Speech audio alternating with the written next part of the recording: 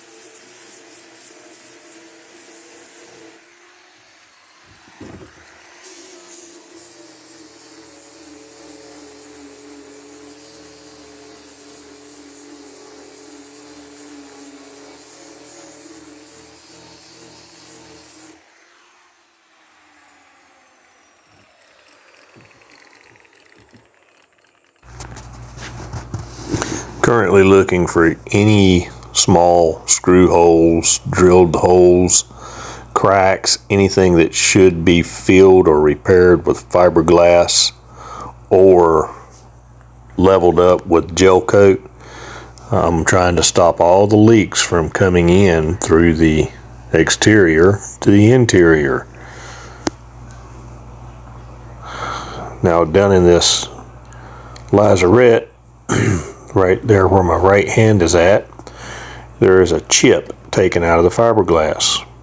It's broken. It allows water to leak in whenever any waves splash over the side and drip down into the lower cabin.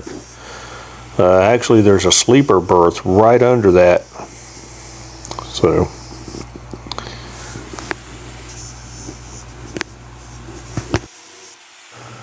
in this lazarette, I'm looking at the damage where the chip's taken out, and I see a repair that's been done to it previously, and whoever did this repair left some more Sonic the Hedgehog looking fiberglass just sticking straight out in the air like needles. I don't know how people even get that to happen. I've tried to do it and for some reason can't do anything but make flat patches of fiberglass.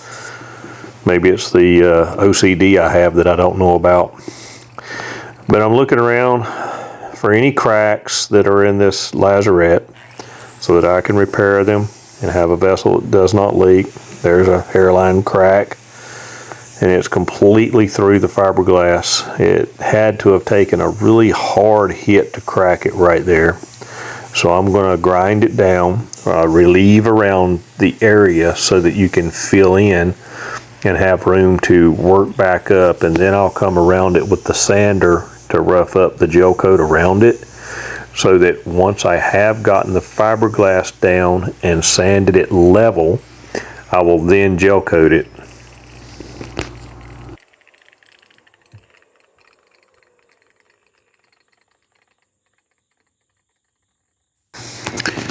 Now it's time to break out the old orbital sander, and I like this with a little bit of 60 grit.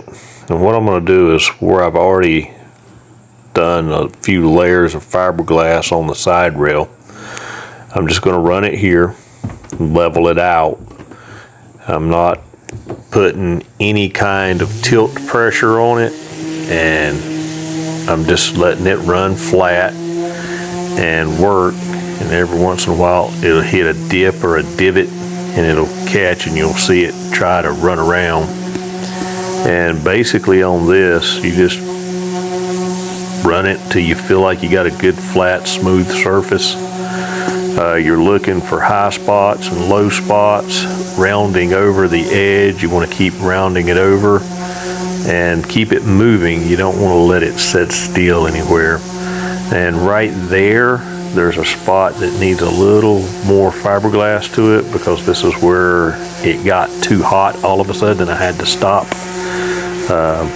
So that's why it's been setting for so long. It was getting so hot so fast that I couldn't even get a patch prepared to put it down. And that was even sitting in my bucket of ice and doing it in the cool of the evening in the shade.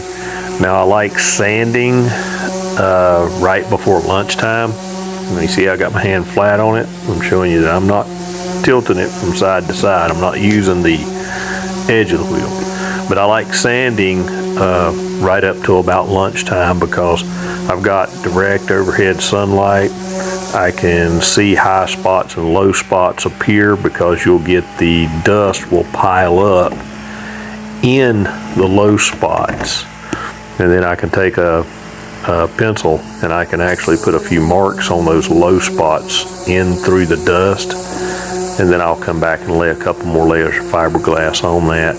There's a low spot right there, and one about 3 inches back, and the one at the front, I'm going to say it needs about half the thickness of my pinky to fill it out completely where the cleat got ripped out. So I'm going to take my pad off and knock some of the crap out of it, and then see if it sticks, and then I'm going to run it for a little bit longer. Then it'll be time to change that pad and throw it away. Now what I've done is I've broken up this voiceover on this video into several different sittings, because as I've told you, just talking runs my breath completely out. It's like I'm running a marathon. So once I start having trouble breathing, I just stop all of this, and I'm gonna do a little bit later on. So it's taken me a lot longer to get the videos out. Well, I messed around and bumped the switch and turned it back on. Let's unplug it, make sure that don't happen again. Had one of my guys before on a job tell me that DeWalt sander would turn itself back on, and I didn't believe him till just now. Well, I've been out here for about 3 hours today.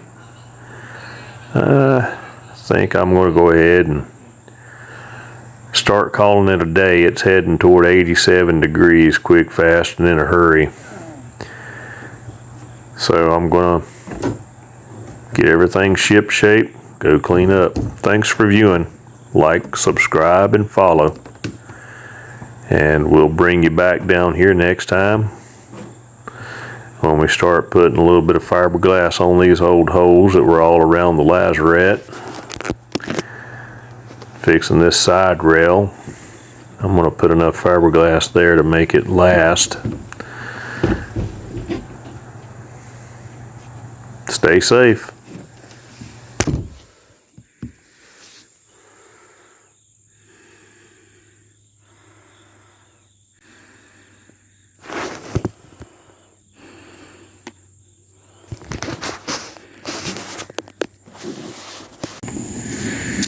Okay, today I would like to teach you how to do the cleat hitch. Let's say that your vessel was back here on this side and you want to cleat to the dock. Now we're going to pretend that the deck here is the dock. So come on the outside or the inside here, away from the vessel, go around it, loop over and over. Now you're simply going to want to flip your tail end back over like that. Did you see how I did that? I just curled it back, flip it over, and give that a tug. That's going to be tight enough to hold you. Now you can go around this once or twice if you want at the bottom. That makes no difference. That just gives you more of a mechanical advantage back to your vessel. So that's the cleat hitch at the dock. It's that simple.